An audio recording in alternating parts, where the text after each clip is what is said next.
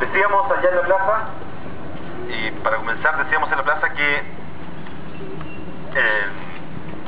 personajes ligados a la cultura, como el poeta Cruchaga, por ejemplo, Santa María, personajes ligados a la cultura como Víctor Jara, por ejemplo, también estuvieron ligados a esta comuna, y por tanto no es casual que se hubiese instalado en él el Instituto Pedagógico de la Universidad de Chile, o el Campus Oriente de la Universidad Católica, en la calle Diagonal Oriente. Pero también se instaló acá el colegio más reconocido y el primero que hizo educación experimental en este país, ¿no? El Liceo Manuel de Salas, del cual han salido importantes próceres de la historia nacional que decía, como decía, nos van a precisar la historia que vamos a contar acá. El Liceo Manuel de Salas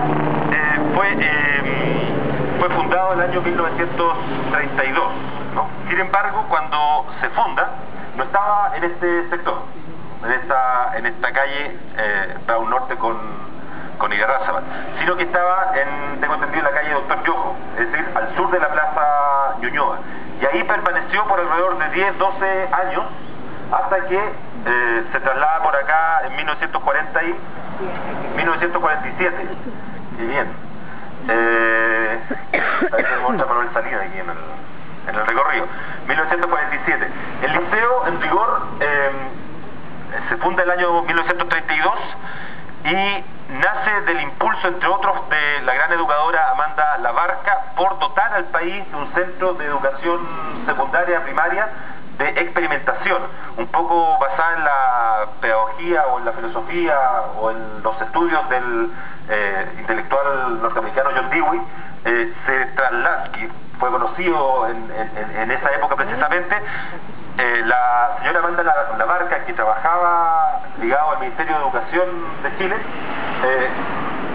impulsa la creación justamente de este centro de estudios experimentales, primarios y secundarios. Experimental por dos razones. Una, porque efectivamente iba a servir como centro de experimentación de los profesores, los futuros profesores de la Universidad de Chile. Iban entonces a hacer sus prácticas docentes en este colegio. Y experimental porque sobre todo el tipo de formación que se iba a dar en ese colegio iba a ser justamente, o iba a tener ese carácter. De hecho, se iba a tratar de un liceo, de un colegio coeducacional, es decir, un colegio donde hombres y mujeres, niños y niñas, iban a educarse de manera conjunta. Eso obviamente provocaba en esa época, estamos hablando de 1932, provocaba ciertos reparos.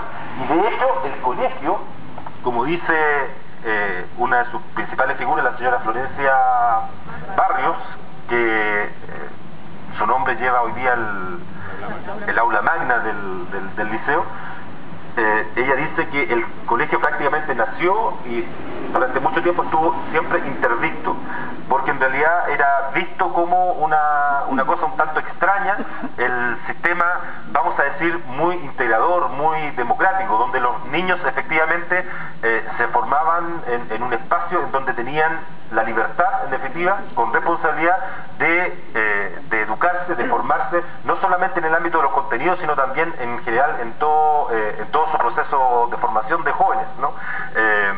Nosotros sabemos que la educación en Chile en general, la educación pública, pero en realidad también la privada, pero en general la educación hasta hace varios años, los niños, no sé cuántos de acá, que ya no son niños, tuvieron cursos que no tenían que ver necesariamente con los contenidos duros, no con las ciencias sociales, con las ciencias naturales, con las matemáticas, sino que tenían también cursos, asignaturas que tenían que ver con, no sé, pues aprender a bordar, a tejer, a arreglar las cosas eléctricas de la casa, etcétera, etcétera, ¿no?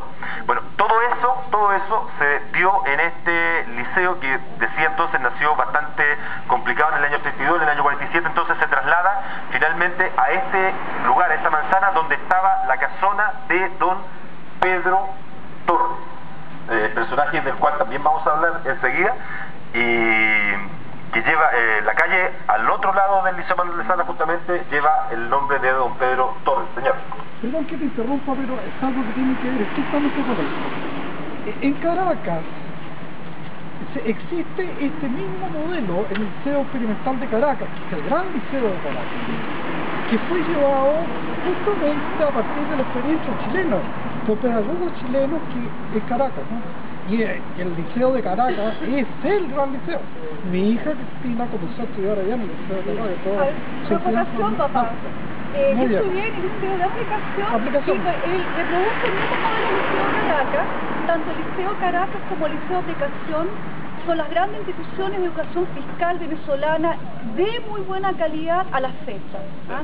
Yo recuerdo cuando fui estudiante, estaba en el equivalente a enseñanza media chilena, y recuerdo de que se compartía los valores de estudio, los valores de compañerismo y democráticos que tú mencionabas en forma pero muy patente. O sea, de hecho en mi liceo yo compartía con compañeros pero literalmente de todas las clases sociales venezolanas y nunca hubo problemas al respecto. O sea, era absolutamente integrativo, democrático. Es más, se enseñaba en el currículum derechos cívicos, educación cívica, cultura de tránsito, temas que tenían que ver con la responsabilidad más que con materia específica, y eso se echa bastante de menos los currículums de la educación chilena de cultura de tránsito, derechos cívicos. Aquí un niño, tú le preguntas ¿qué es la Constitución? No tiene ni idea. Usted mismo sabe lo que es ciudadano, no tiene ni idea. Un niño venezolano sabe esas cosas. Y yo de hecho me acuerdo, tengo un libro de recuerdo, un manual muy bonito que es derechos cívicos.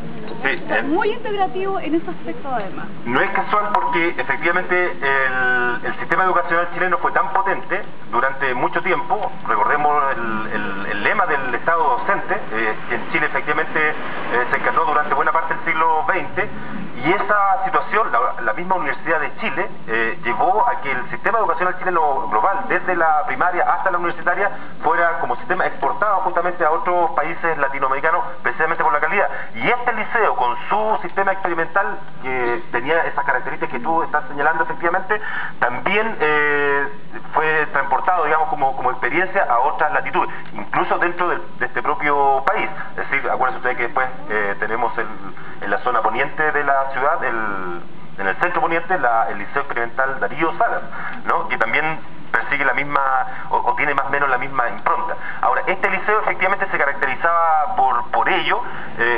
Yo estaba diciendo que hasta 1947 entonces se va a instalar en lo que fue llamado el castillo, el palacio de don Pedro Torres, ligado al Banco de Chile. Vamos a contar su historia en un rato más, en el siguiente hito. El liceo pertenecía al Ministerio de Educación en sus orígenes.